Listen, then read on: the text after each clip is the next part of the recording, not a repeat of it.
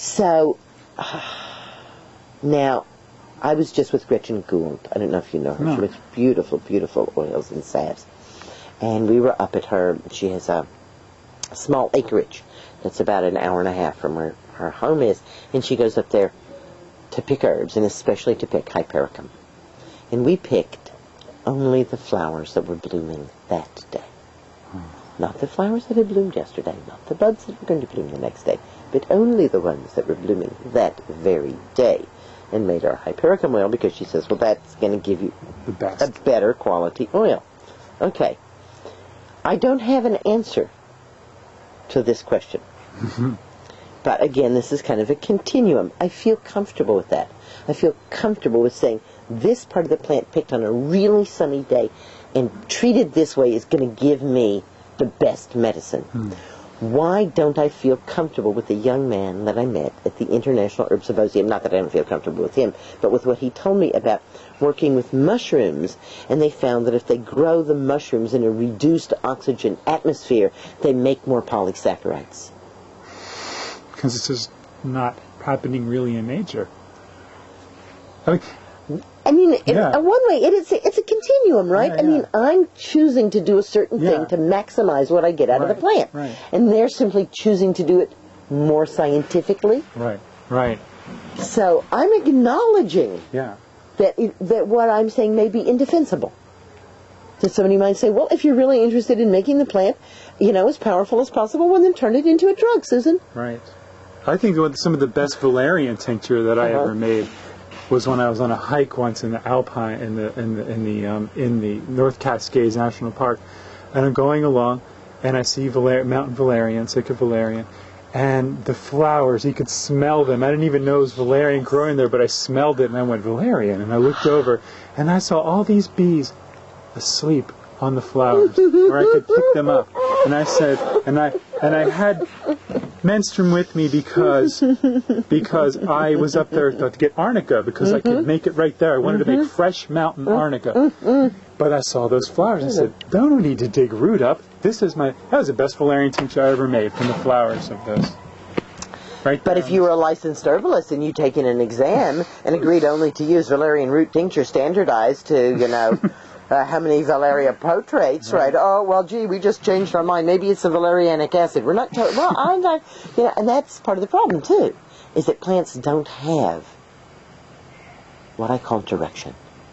When I take valerian tincture and I take that, I think of those bees, and that helps me sleep. See, it's more than just it's more than just It's more than just that, right? So, some people say to me, well, you take Motherwort if you have high blood pressure. What if you have low blood pressure? I said, well, then it'll bring it up. And they go, what? How's that possible? You see, a drug is a purified molecule that has a direction. It's going to make blood pressure go in one way.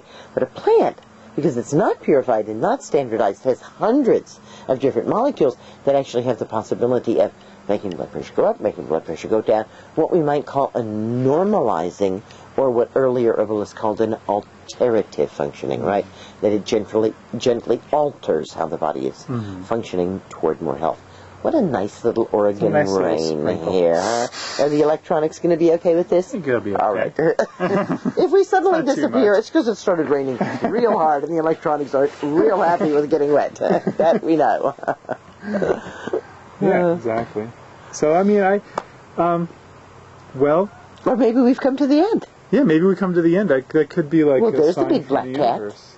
So I'm putting together a little website that I want to put together. I have this vision called Herb Mentor.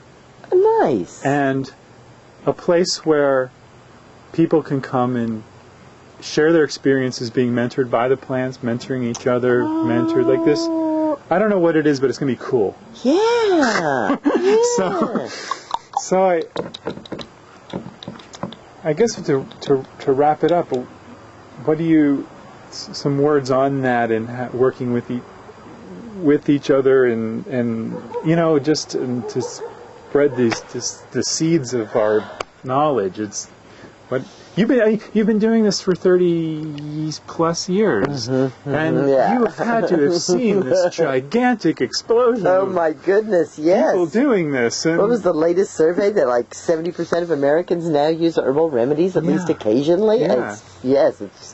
When I taught my first herbal medicine class, I thought I would teach those 4 people, and then I'd have to go get a job as a waitress. It never occurred to me that there'd be another 4, let alone another 40, 400, 4,000, 40,000. And it's just delightful, delightful to see this. And you know, one of the ways that I like to teach the apprentices herbal medicine is through the plant families. Because it's really nice to get, oh, that's a sunflower, it's an Asteraceae, and in that same family is Echinacea, and chamomile, and artichoke, and burdock,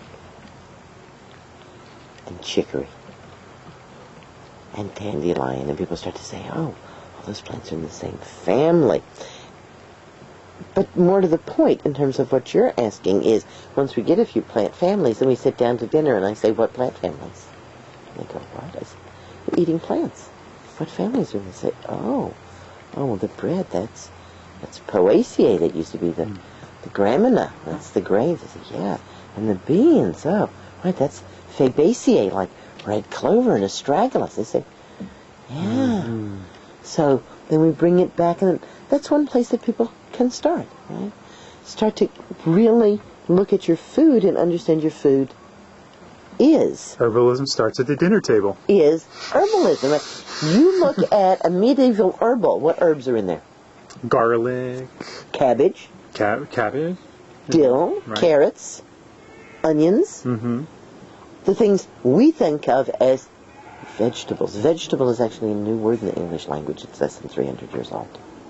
Wow. Before that, we used the word herb. Somebody told me if you want to know the medicines of a certain people, just look at the food that they ate. Exactly. And this has brought us spiraling around to where we started.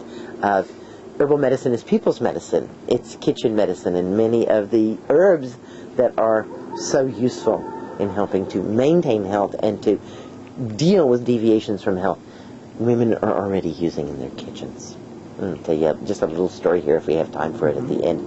My friend Rena Neeson, a Swiss herbalist, has done work in India. So she had I think it was a 5-year project in India. And the first year she went to several different provinces, I think 10 different provinces in India. And she met with women involved in women's health care. And she said to them, I'd like you to, over the next year, start asking women as they come to your clinics and as you're having town meetings, what herbs do you use and what do you use them for? So they spent a year gathering that information, and then they sifted through it and saw, where the strong concurrences were. And then they looked for which of those plants were easily available or which could be easily grown. And they started working with the women to have them grow those plants and to be able to recognize them. And then ultimately they wrote a booklet of the information they gathered along with seeds that women could have. Wow. To grow their own remedies, and the clinics all started using those things in addition to the Western medicines. Oh, nice. Beautiful. Well, she started from the ground up, right? She didn't come in and say, these are the herbs used. Here, collect information. Find out what everybody's using, and then let's see. That was the name of the herbal program that myself and my wife were apprenticed in at Ravencroft, Healing from the Ground Up. Healing from the ground up, exactly. And that's what it's about. So. Green blessings. Thanks for this conversation. Susan, thank you so much. Yeah.